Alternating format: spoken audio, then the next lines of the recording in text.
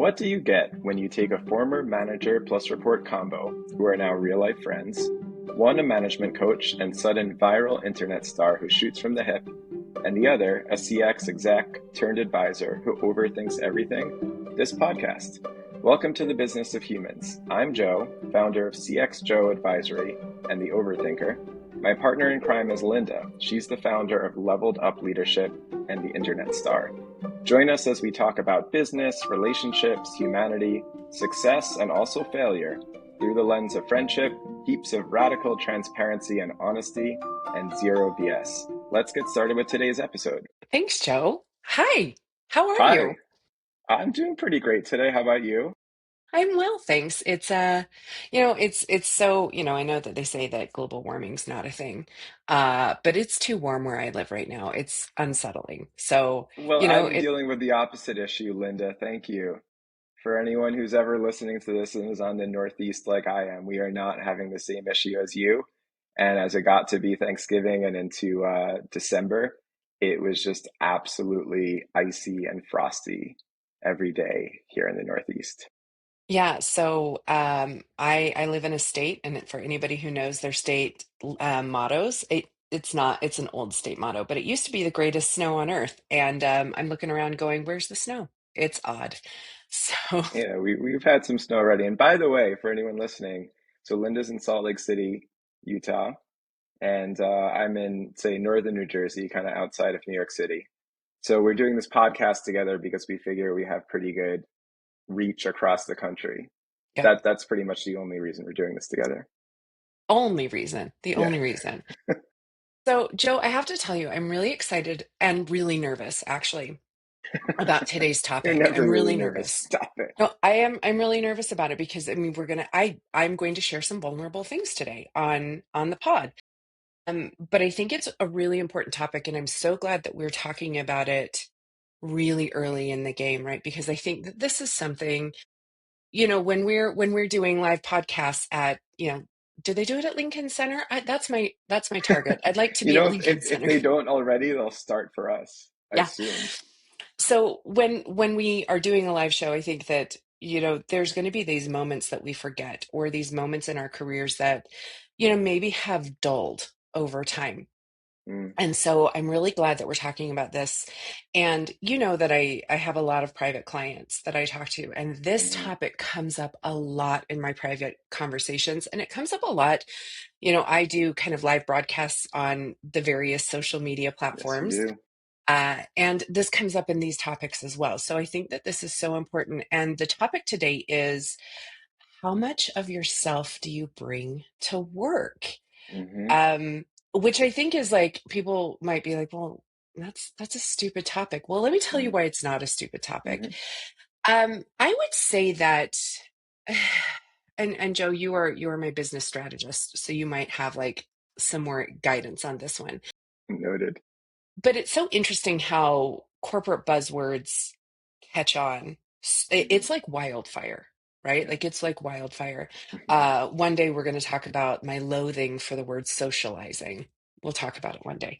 Wow. Um, Wow. I, you See, this the problem that we'll always have with your loathed words is I'll be like, A, I kind of agree. B, I think I said that like 17 times a day in each of my last three jobs. Damn it, I'm feeling attacked. I'm feeling I'm vulnerable. sorry. I'm sorry. It's not That's about the theme targeting of you, today, Joe. though, feeling vulnerable. But there was this trend that started.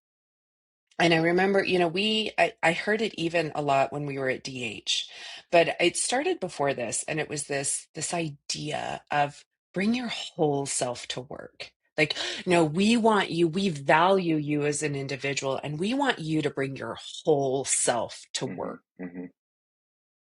And if that isn't the biggest piece of corporate bullshit that I've ever heard, and I don't even think it started in corporations. I really think it started in the startup world, right? Like it was Hmm. some consultant said it in a meeting, and man, it became gospel, right?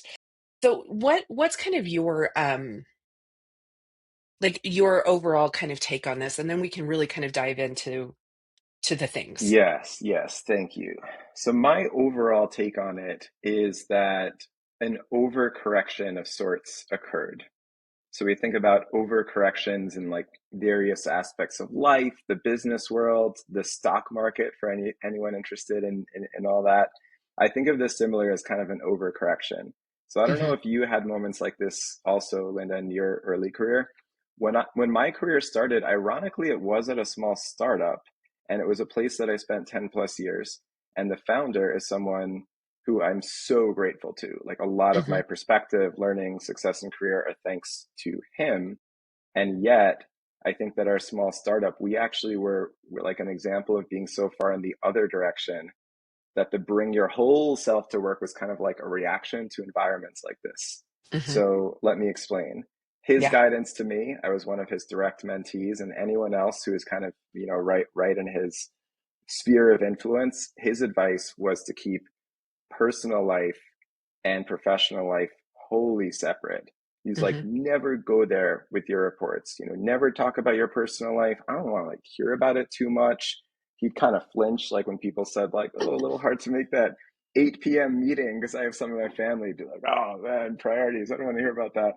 And I had this interesting life career experience, Lynda, where I was several years in working at that company. I'd kind of risen the ranks as one of the leaders in the company, and my wedding was coming up to my wife Tina, and I had a whole invite list, and she did too, and I didn't invite anyone from work because it was so right. It was like an obvious sort of like enacting of his advice is like I don't talk about my personal, let alone invite people from work to my wedding. And then I got to be like 4 or 6 weeks before the wedding, and I felt this sense of rebellion. I'm like, I consider these people true friends. I really care about them, and I spend this was like old startup days. Like I spend 12, Hmm. 14 hours a day with these people. Like I kind of want to invite a few of them. I did, and some of them came to the wedding. Um, but that was an example of earlier in my career where sometimes that one would get advice and there was a sense of like really hard separation. And I'll also tell you an anecdote from that same job where Yeah. I got feedback from a report. We got close enough that he was actually comfortable giving me feedback, and as a younger leader, it's like one of the first times in my career, not the last time, like when you would give me feedback and I loved it later in my career. But this guy, his name is Kevin, is still just kind of someone I admire and think of as a hero. But he just like sat me down and he was like, Joe, it's really good when you let us know that you're a human being and not a robot. Like Yeah. maybe Yeah. maybe I had let on some emotion or weakness and I was like scolding myself for it. He's like, no, please do more of that. We want Yeah. to know you're human and not a robot. So, I think when you think about extremes like this of like no bleeding, 0% bleeding, or a young leader like myself, and I own it, Yeah. it was my issue, but for whatever reason, I kind of, fashioned myself earlier in my career as this like stoic, almost robot, like seeking perfection kind of leader. Realized I had to bring the humanity to work in my management. So I won't like continue on this journey because I want to ping pong back to you. But that's the way that I see it, is that it was on such an extreme that some of what you're calling out, which I agree with you, went too far, and we'll both talk about that, was sort of an overcorrection. What do you Yeah. make of that? Yeah. So, I think for me, this is the thing that I really wish that someone had sat down and talked to me about. Hmm. Of course, I knew everything, so it's hard to teach me anything, right? But there's so I don't think I ever told you I got fired from Nordstrom, right? No, I don't think So you ever told me that. yeah, I've been fired 3 times and laid off twice. And so for anybody who's listening, watching, consuming, you can still have a great, long, successful career, even with those kind of blips, right? Most of the best superstars and leaders on planet Earth are in that club of having been fired or laid off at least once. Yeah. I am too. We'll get to another episode. So I was fired from Nordstrom 3 days before Christmas. It was awesome. That's Um, phenomenal. What great yeah, timing. yeah, 3 days before Holiday cheer. Christmas.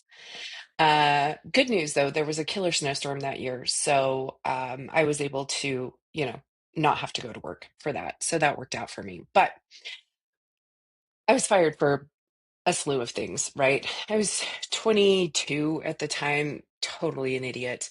And definitely this person who was like, I'm just going to be me, and you can't tell me I can't be me, and I'm going to be me. And I was essentially fired for being me, right? Um, I was difficult. I gave my opinions very freely, right? And I was very much a version of me that was pretty off-putting. I mean, like, listen, I deserved being fired in this role, right? I And by the way, absolutely I'm just deserved. reveling in the fact that we started our careers, it sounds like, on opposite ends of the spectrum, Yeah, which is yeah, already delivering to our audience on our promise in the first intro episode that we're opposite humans in some ways, yeah, but we yeah. gravitate a little closer together as life goes on. Absolutely, absolutely. So this is like my experience, right? Hmm. And I think about, had someone sat down with me truthfully, like if I had a good mentor or a good manager, sit down with me and say, "Hey, dummy, like we love that you are driven. We love that you're a human. We love that you have personality. We're not asking you to not be a person, Hmm. but maybe filter some of the things that you say. Maybe like think before you speak, right? Like Hmm. take a minute to do these things. Consider those around you and consider that not everybody is like you." And had somebody sat me down at this moment, before I was being fired, that would have been a game changer for me. And I think that that's where, when I talk to my clients and when I give advice, people are like, "Well, I have to be me. Like I have to be me." And so I really kind of want to zero in on, how can you still be you? Like how can you still be you at work and not feel disingenuous or not feel like you're hiding who you are?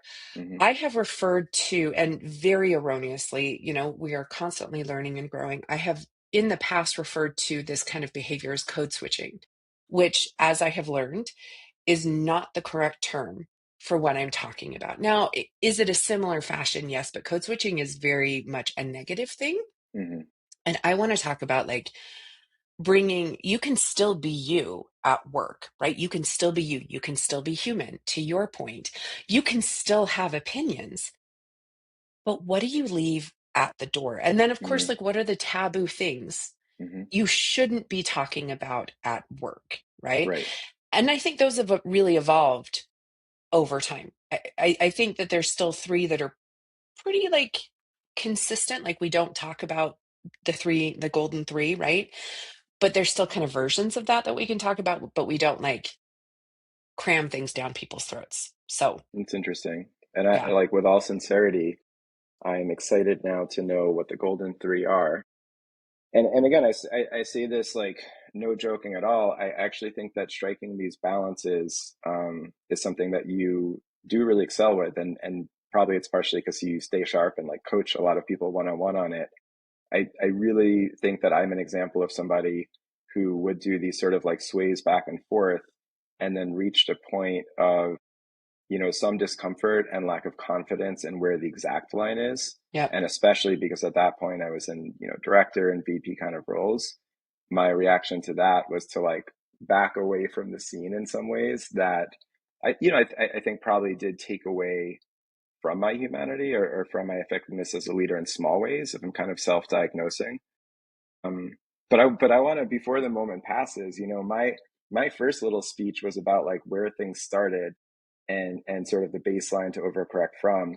I want to take the opportunity to plus one what you're saying that later, um, especially in the startup world, there had been that sort of reactiveness and beating the drum of like, no, the old days are in the past. Now you're going to bring your whole self to work. And I think what both of us experienced managing at Daily Harvest, and I'm thinking also about the company I was where I was at before that, which is SeatGeek, amazing Hmm. company and product to this day.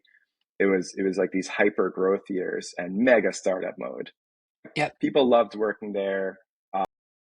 Everybody would kind of socialize on and off throughout the day. You'd stay in the office till 8, 9, 10 p.m. and it would switch from like the on tap, cold brew and kombucha to like the craft beer on tap, and you're having the snacks and you're doing the whole startup thing. When I joined, I remember being told that at the prior year's company offsite, Hmm. someone had been terminated right after. And then when I joined and I had my first offsite, we kind of prepped the team a little bit, and then someone on another team, not mine, again just kind of acted way out of line, and it went down a similar road. And then it was, like, oh my God, we really have to talk to these folks. And I only mention it because I think it's a good case in point of, especially for folks younger in their career, they're Yep. joining a work environment, all they're hearing from the people team and kind of the overall, the company values, and from it's like, hey, bring your whole self. I know it's kind of a whole separate topic, but I think there's some overlap of if you get company events and alcohol involved. But Yeah. here you're like coming at it from a mindset of like, I'm going to bring my whole self. I'm going to have these free booze that I'm being handed. One thing leads to another. People are getting disciplined, getting terminated, and they might feel like a little bit of whiplash. Like, wow, I thought like the whole lead up to that moment was me just kind of bringing my whole self. And so Yeah. maybe part of bringing your whole self when you're younger in career is like, I'm gonna hang out with my work friends the way that I do with my friends, back at home, and that doesn't always cut it, right? And then also in that environment and in others, I started having experiences where, one team member or another would say something that in their minds was completely innocent, and they get really sharp feedback or disciplined or worse. Definitely want to make clear that I've tried to be a champion throughout my whole career of being super sensitive and empathetic. If a word doesn't sit right with other teammates, we need to be super mindful of that. But I also want to deliver the premise of the show to give you the leadership perspective that eventually one feels a little bit muted and Yep. muzzled. I'm like, Yep. shoot, I don't want to say the wrong thing or a joke that pops to mind and would have been a nice organic moment. I'm suppressing. I'm not telling that joke because I'm just worried that if I'm too spontaneous, I'm going to say something in the moment and it's really going to come back to bite me. So I struggle with that, Lynda. Well, 100%. And I think that that is, again, where it comes back to like understanding how much to share, which I think comes through emotional intelligence, but a lot of it comes through self-awareness, which also one could argue is emotional intelligence. And so understanding like who you are, right, fundamentally. And to our listeners, to the people who are out there, it's about taking stock of like, if your company has company events that where alcohol is served, which in Utah, a little bit less of that.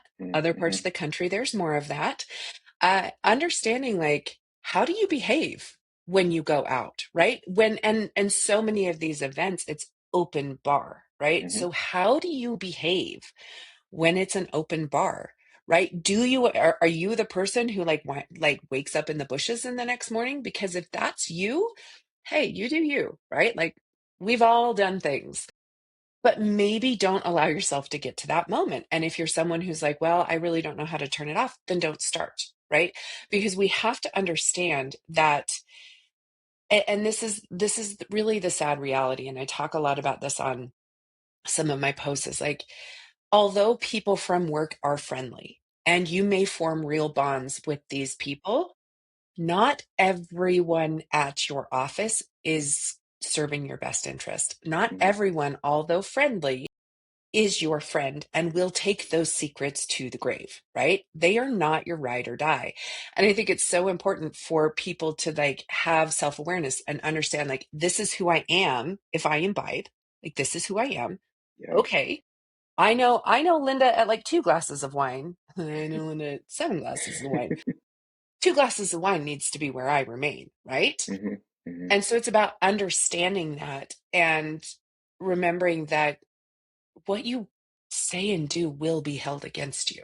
Like Yeah. it just will be. But to your point, as you become more senior in your career, you do start to get a sense of like I'm muzzled, but I'm also kind of untouchable, right? Like I can get away because there's this power dynamic. And I've Mm, had leaders who didn't have the self-awareness that you're speaking of, right?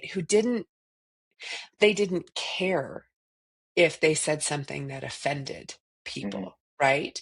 And then they would just say, well, like, well, that's just who I am. I'm just blunt. I'm just Mhm, mhm. direct. And use these things with their title to kind of protect themselves. And again, I think that that's where this skew for people who are younger in their career, where it gets very confusing for them Mm, because they step in and they're told bring your whole self to work, right? yeah. And then they see these leaders. I'm going to do this. Leaders, those Air are air quotes are quotes for happening, people who people. aren't watching. Yeah. Uh, who then scapegoat, Yeah. right? So I do That's a think that that's really, yeah, challenging. that is super challenging. And I think that's a good call out, that in some organizations, senior leaders could get away with things that others can't. I don't think either of us are saying that should be the case. It absolutely should not. And I think that at some companies and kind of the general momentum of the work world is against that. But I agree with you that both in the past and still to this day, there's still some X percentage of companies where that's the case. So that as people sort of rise the ranks, they have to be super careful. You don't Yep. always emulate the senior leader. Um, and what you're calling out is absolutely true of just, you have to be really, really careful, your alliances that you build. Um, be really selective, back to the theme of Yep. bringing your whole self, and also sort of venting, talking about work issues, and taking off the filter. I'm thinking Yeah. of one of my last work environments, and it was a tough moment for me as a leader when I first joined the organization and was getting some negative feedback on one of my team members when I'm first getting to know them. And so I got, guidance like, hey, please form an opinion on this person. I was like, of course, we get to know the whole team really well. Now, I had reached a point with this person where I was thinking, yeah, I could see where the improvement areas are, but I also see a lot of good there. And so maybe I could hunker down with this person for, a few months and see if we get on a better track. Then I started to receive pressure to part ways with that person sooner rather than later. Yep. And that I think I that's remember this. I think oh you and I I had a conversation about this. is probably another one which we'll tell our listeners that this is a, for better or for worse, a common enough kind of story for senior leaders joining a Yeah. department. This is another Yeah. one. And basically the reason I was getting that pressure, in my opinion, my diagnosis was because this team member had overshared, maybe brought too much of their whole selves, or overshared with some cross-functional friends. I'll use air Mm-hmm. quotes here this time for the Mm-hmm. friends, and it went up the chain. That cross-functional so-called friend shared with their manager, hey, this Yep. person, a little unprofessional, they're distracting me, Mm-hmm. it taking too much time. I mean, they're really going quite negative.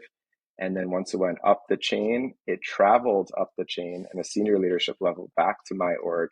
And now I'm getting pressure from the tippy top, like, hey, this Yeah. person's really, being distracting and so forth. And it was a really tough situation for me. And it doesn't matter what my experience was. It was a really tough experience for the person, Yeah. um, who actually had over trusted and overshared with another team member.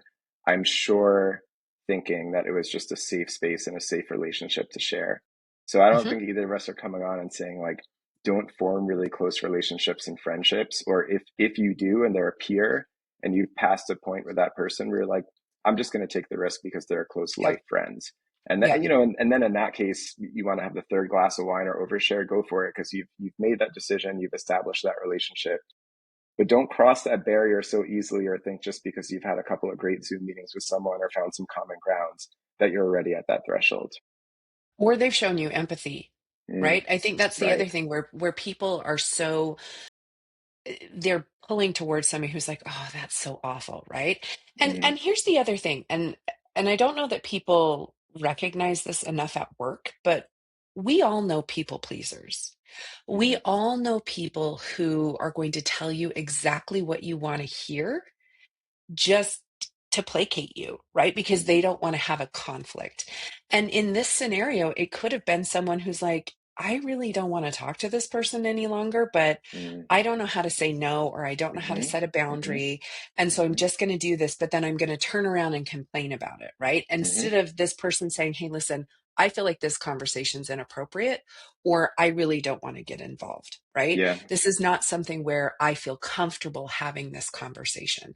And so that was definitely a failure on the other person's shoulders, right? Like Mm, both mm, people are culpable in this story because the other person didn't have the boundaries or the wherewithal to be like, this makes me uncomfortable. And frankly speaking, you probably shouldn't talk about this at work. mm, Go get a business coach, right? Like go get an executive coach, go get somebody, go talk to your therapist. Like these are things that you shouldn't burden people at work with because it's a bad look for you. But instead of handling that conflict, they just rolled over And then we're like, this is really distracting, where this other person felt so safe and secure, right? So I'm assuming like this person not only felt frustrated that they landed themselves in the position that they landed themselves, all through their choices. We're not discounting their choices, but we're also like, they've probably felt actively betrayed. And 100%. and those are like the pitfalls that you step into. And so again, why we're saying like be really cautious. So maybe we should talk about the golden three, the three that we Yes, should please. probably leave outside of work because they are hot topics and they will always be hot topics.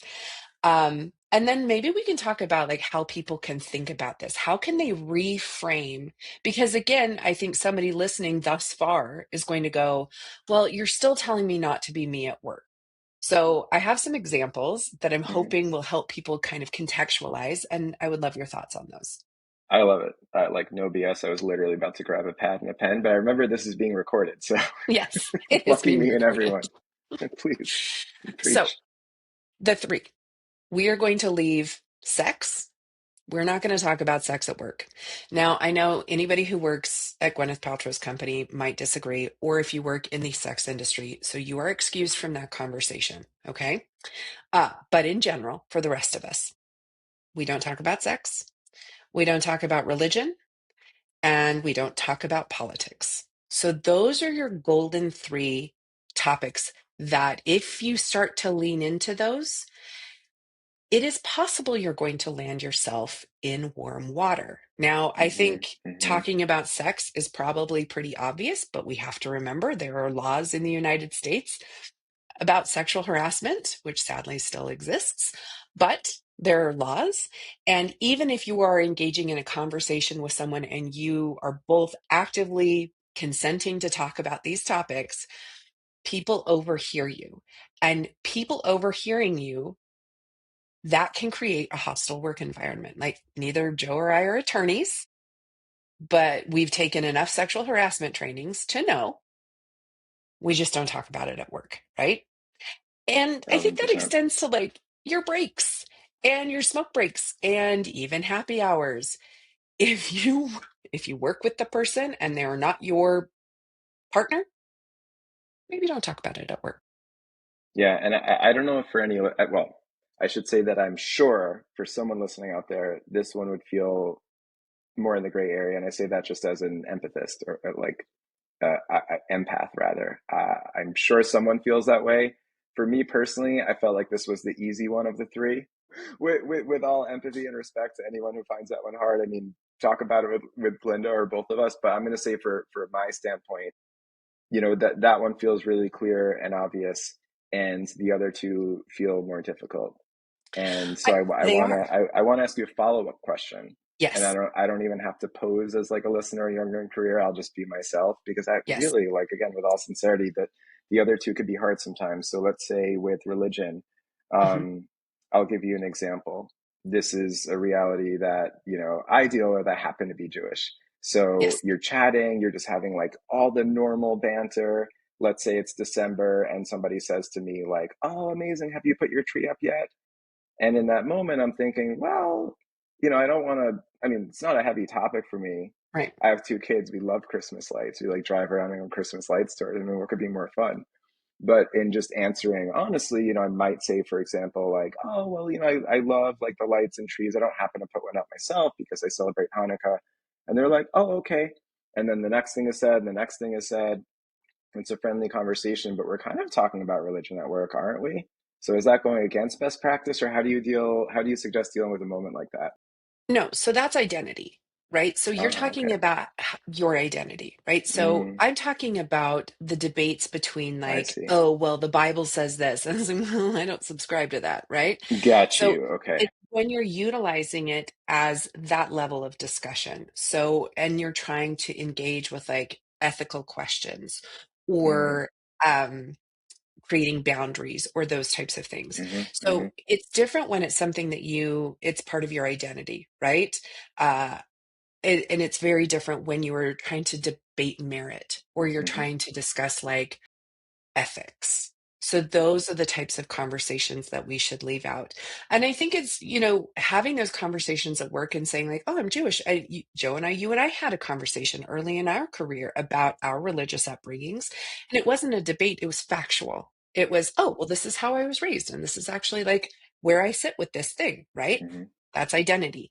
But it's not talking about like, oh, well, we shouldn't do this because X, Y, and Z. Or, I mean, when the new Pope was decided, those are conversations that people are going to be like, oh, did you see that thing? He's from Chicago, right? Like that is religious based, but it's not Mm. utilizing religion as a topic or a form of discord in this situation. So it is a little murkier. Again, sex is very easy to be like, nope, we don't talk about that at work.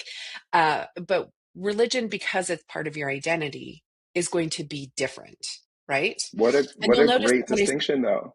Now it thank you. feels so clear. I feel like there might be one day some head of people or founder who's going to listen to this and go like, we let this guy run a department. He didn't know that distinction, but I really didn't. That's a great distinction to call out.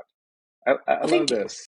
And I think somebody's going to be like, well, sexuality is you'll notice I said we don't talk about sex, not your sexuality, because Hmm. again, your sexuality can be an identity, right? Hmm. That's part of your identity. But Hmm. again, it's like how far do we dive into those things? And then with politics, I think that there's going to be similar conversations of like, well, hey, Linda, like, what if I identify this way? That's okay. You can identify, you can talk about your, like, this is my political party that I affiliate with. That's not talking about your politics. And politics, I think, is the hottest topic out of all of them, especially lately. I mean, we could, we could go that way, but we I'll won't. take your dealing with facts and statements. I think in different kind of factual measures, the country is as divided or more divided Yes. than ever. And Yes. probably by similar measures or surveys, the difference between folks on different ends of the political spectrum, and to your point, could be your closest colleague at work, your boss, or your report, that difference feels or even factually is, starker and bigger than Yes. ever. So yeah, very timely topic. And I think that people are more emotionally invested in politics than the other two topics, honestly. Mm. I think people are far more invested. And it's so easy to get hot under the collar Hmm. when we talk about politics. And so that's the reason why it's almost just like, just drop it. Just drop it and walk away because it's so easy to get hooked in these conversations or it's so easy to Yeah. engage. And that's why it should really be left alone, right? Hmm. Like, it's one thing to say again like hey everybody we believe at Daily Harvest at the company I was at before this uh they gave time off to go vote, right? They were like we believe it's your civic duty Hmm. and we believe it's again that's a different conversation. It's not talking the merits of politics, it's not talking the nuances or the it's just like hey we believe that you should vote and you should have the time and opportunity to perform your civic duty, right? Hmm. So, but again, politics, I think, is where it's so easily, and we, so at least in the United States, and my experience is mostly in the United States. Although when I was in Argentina, politics came up a lot in those conversations too. I Yeah. think it's the whole Hmm. world feels this way. Hmm. Yep. But in general, it's just such a hot topic that it's best to leave it alone because you never know how polarizing Hmm. the thing is that you're going to say, Yeah, right? 100%. And how it will isolate somebody or create, especially as leaders. And I think this is probably the biggest takeaway for our managers and our leaders in the group is like, Hmm. because we all create these stories in our heads, right? We all create, like, we all are the center of our own soap opera. Like, I am definitely the lead actress. Like, I am the talent in my soap opera. And That's so why I we're doing a create podcast. right? We're So I stars. create these stories in my Yeah. brain of like, oh, this is what this person thinks, or this is what they think. And of course, because everything is centered around me, I think everything is there, right? And so if I have a leader who says something that doesn't align with me politically, I'm like, oh, is that a personal dig at me? Does that mean right? Just leave politics alone. Yeah, I think that's true. And a couple of thoughts come to mind. So first of all, I was smiling because I was thinking of my family and I moved to the town we live in between 1 and 2 years ago. So we're still fairly new here. We were going from closer to New York City, and again, we'll kind of leave politics, on the side, but Yep. everyone's pretty familiar with, like, you'd guess what the politics of New York City are, and then we're moving like a little bit more into the boonies, into the woods of New Jersey. I think I saw in the last election, my whole county of New Jersey was like either 50-50 or 51-49. So I'm just in one Yeah. of those little pockets of the country now. It's basically a coin toss, anyone you talk to. And when I first moved here, one of my kids' best friend's dad, so like basically one of the first dads I got to talk to and get some local advice. He's like, yeah, never talk about politics, man. He's like, kids' birthday parties, they go from like everything's all good, copacetic, to people like practically in blows because somebody said one thing about politics. I was like, wow, that's really intense. So, again, we could all agree that's like a little bit sad, and we could, maybe somebody listening is like, I would never do that in my personal life or at a kid's. I'm always going to speak my mind. And that's a separate probably episode of the Yep. podcast. But it was interesting because I got similar advice, in life, and this is what you're saying to do in the workplace. And the workplace is really like, you got to do it. I agree with Lynda. You got to do it. And it also brought to mind this point that I've alluded to of sometimes you have to sort of leave an opportunity on the table at work. And what I mean by that is you think of like, oh my God, this totally reminds me of a headline I saw. My thoughts are about that. And maybe leave that just on the table on the edit room floor. Yep. Similarly with a punchy joke. So this is actually, so much as I was very, honest that sometimes I'd struggle with this exact balance. But I would give advice to people earlier in their career that this is one to actually emulate your leader. Hopefully emulate your leader, or like what I would do is I played it too cautious. So maybe somebody thought I was like very unfunny, and I largely am. But you do sometimes like that's a better take that small loss. I left that Yes. little quip or that opportunity to be the funny person in the room on the table. It's much better than getting fired or getting reprimanded, right? Yeah. And that's the Yeah. reality. And again, I agree with you, Linda. Politics is another one. Just gotta leave it on the side. Yeah. Amazing. So let's talk a little bit for the people. Like, we've talked about the things that you shouldn't do, but I think we really need to talk about the how. Like, how do Mm, we get there, right? How do I do this? How do I, because again, so often in the conversations I have with my clients, it's, and I'm sure you've had these conversations with direct reports as well, where it's like, but how do I be me? Like, so I have to not be me. I have to be this fake version of right, me. I right, have to right. do this No, thing. no. Uh, and so the guidance I give, and I would love your take on this, Joe, the guidance I give is like, you just need to find a percentage of yourself that you're bringing to work, right? Interesting. I have found the sweet spot for me is about 90%. There's 10% that I leave at home. There is 10% you don't need to see. You do not need to see all the mean things that I can say or my stupid jokes. I was telling, and I'm going to share a stupid joke with everybody now. Like I was telling Joe, the reason I wore this shirt, for those of you who are just listening and not watching, it's neon yellow. And I wear it specifically so I can say yellow because I think that's hilarious. I Yes, and think it's and I funny every told time. yes, and I told you when our Zoom started before we hit record that it was ironic for someone who claims to be a pessimist because it's a really nice, bright, cheerful, optimistic color, and I'm going to keep Yeah, needling you and accusing you of not being as much of a pessimist as you say. But I really like your color selection today. It brightened my spirits. it's fine. We can bring it back to the self-awareness piece from earlier. But anyway, so it's about that. And when people are saying like, well, how do I do that? What do I figure? I don't know how to do this. I only can be me. My challenge point for that would be, okay, but are you 100% you 100% of the time? Hmm. How do you talk to babies? Because you're not bringing the person who talks to babies to work because you're not talking to humans like, oh, are you going to do this? Your Jews are so chubby. You're not doing that, right? Or people who Thank talk to you for dogs that. that way. Oh, you're welcome. Chubby cheeks. But you don't do that. Or if your grandparents are still alive, like you go present a very different version of you when you go to your parents' house or your grandparents' house. Or when you're having conversation, like my conversations with well, I was going to say my conversations with my teams or my teens, I have two teenagers, Hmm. are different than at work. But no, I feel like I probably manage my children the same way I manage my direct reports. But what's your take on that, Joe? There's so much to say, so much to say.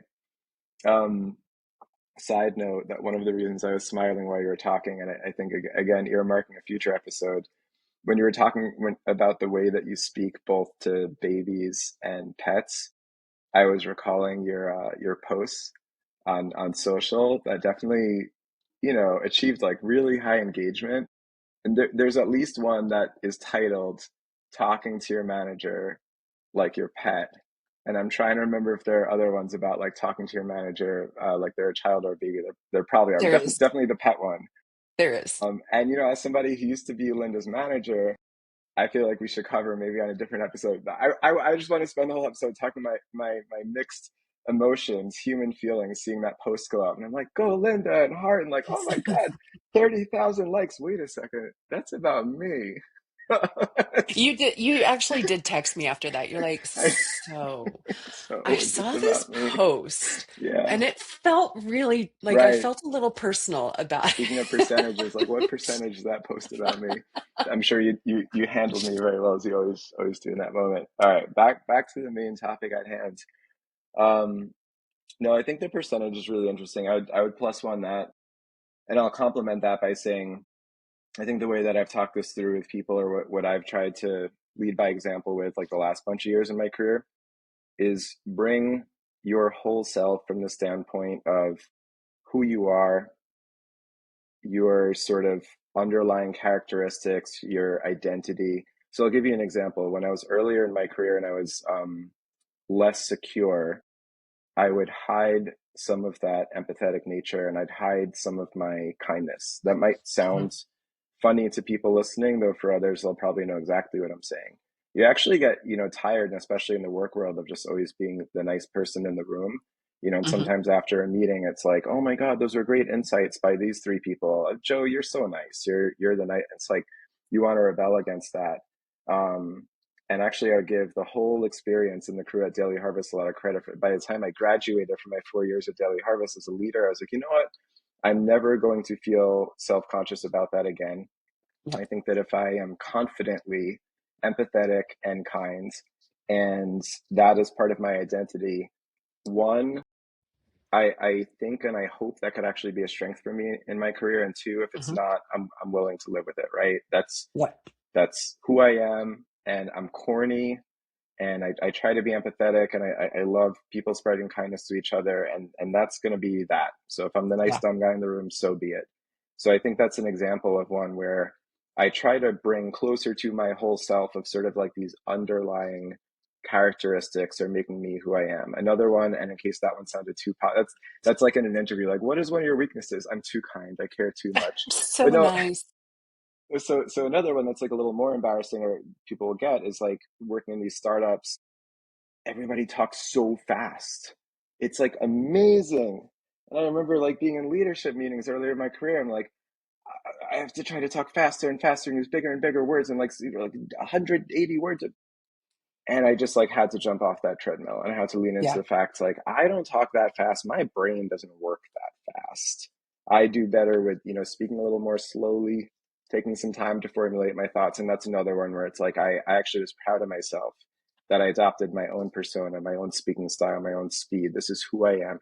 Yep. The strengths and the weaknesses, the beautiful parts and the ugly parts, and so forth. So I think that's kind of the example I try to set with people to emulate. Now, if you think about it, you're like, all right, man, I get it. But like all of that is so different than not engaging in these topics that are just better left to the side. So that's where I have to make those small compromises. I'm not going to tell that interesting story. I'm going to pull up on the Yep. personal side. I'm not going to touch those topics, but in who I am and how I engage with people, listen to them actively and interact with them, I'm going to be my whole self in those ways. Amazing. Amazing.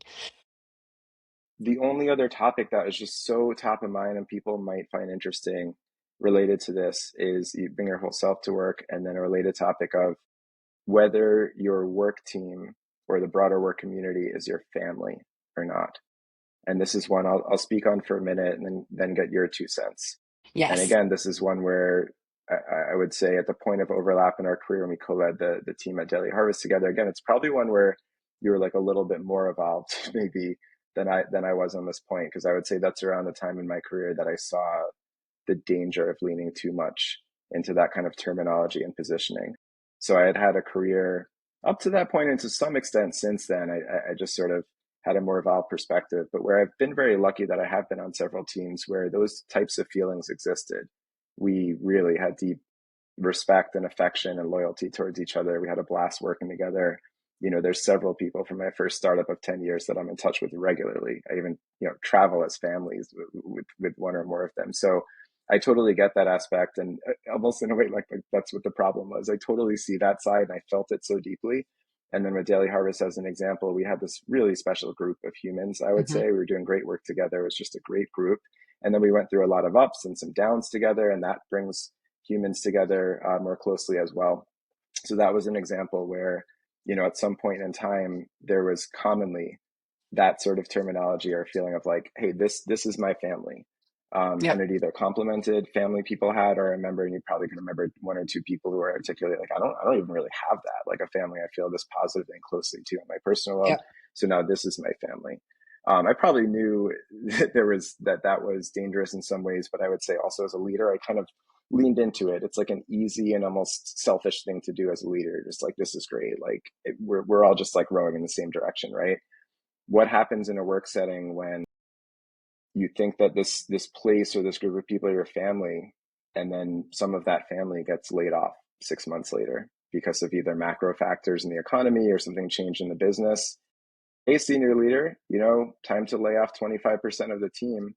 Yeah. And now you're looking ahead to the fact, and the reactions definitely follow suit of like, are we like prying family members apart? I mean, it's just horrible. But therein is why I think that there's a fine line there. But there has to be, when you think about your family, and especially if you think about positive family bonds and relationships in your life, it's going to take something almost unimaginable for you to just sort of part ways with that person, or think like Yep.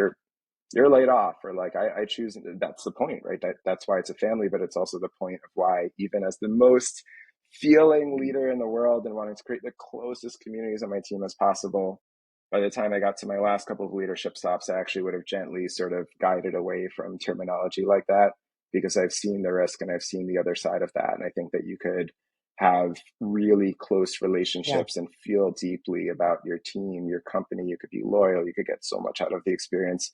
But I think we have to be careful thinking about our work team as our family. What do you think? I completely agree. And I think that there's like the tongue-in-cheek use of family, right? Like, hey fam, Right. right? Like where it's something where you're using the slang, but for us to be like, oh, we feel like a family. To your point, you can go, depending on how close your family is and your overall personality, you can go like yell and scream at your family. And at the Mm-hmm. end of the day, Right. like you're not kicked out. You're not voted off You're the stuck with island. me, right? Like, There's that yeah, feeling. Yeah. you can't do that at work. If you go and yell and scream at a colleague, I mean, if you report to me, you're out. Like, Yeah. They're not stuck with you. yeah, I don't care if you're having a bad day, like you're Mm-hmm. out, you're done. Like we don't Yeah. behave this way at work, right?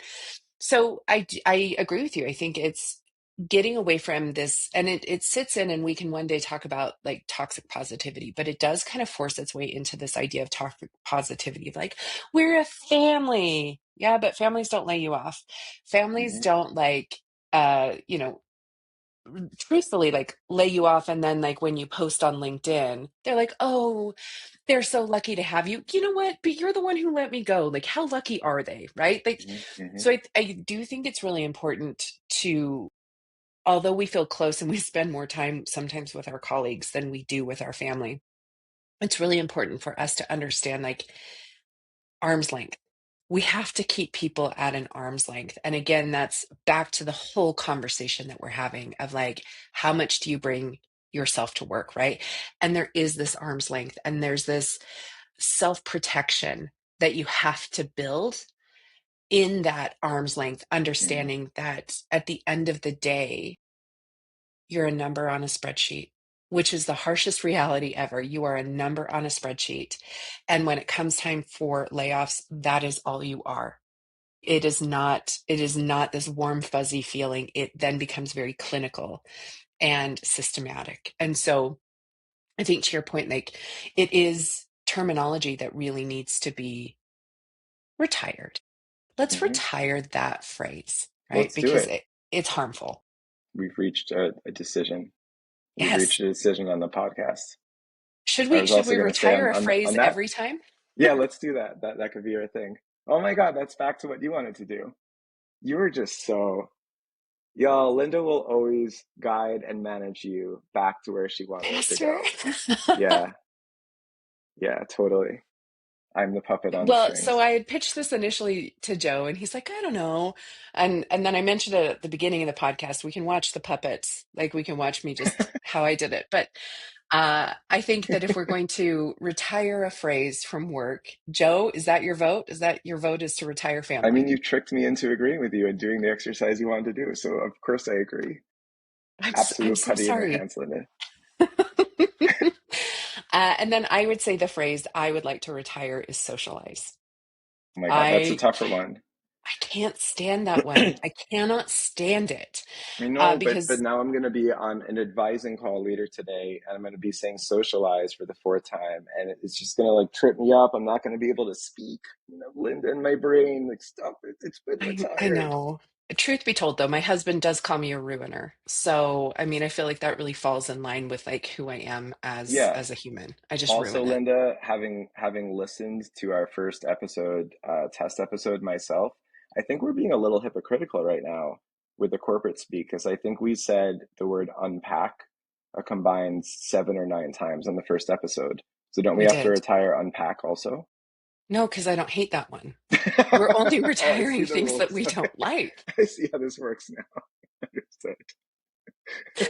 It's all just a podcast of opinions. I mean, that's really Thank you what for we're here. We're clarifying. celebrating our opinions. Yes. Yes, and a ruling party, the opinion of one. I'm learning the rules quickly, Linda. Yes. Again, it's all, I one of my favorite books, my favorite books of all time, this is probably very telling of me, is Cat's Cradle by Kurt Vonnegut. Hmm, And my favorite right. part is, again, we're talking about a topic that we shouldn't talk about, but he said, it's all make believe anyway. It's all made up anyway. And Hmm, so if we take that logic, like it's all just our opinions anyway. And if you don't like them, okay. Like you're welcome to have different opinions too. totally fair. I have read Vonnegut's Breakfast of Champions, and I strongly recommend it. That is a It's a good one. hilarious book. It's a good one. I really Cat's Cradle. That's my All right, that I'm I gonna add it forced to the my kid to list. read it. He didn't get it. But I'm one gonna day he order might. that book on Amazon, and then when it comes, my wife is going to scold me and say, "Why do you keep ordering books on Amazon that you're not reading?" And I'll be like, "Stop it, stop it." Books are great.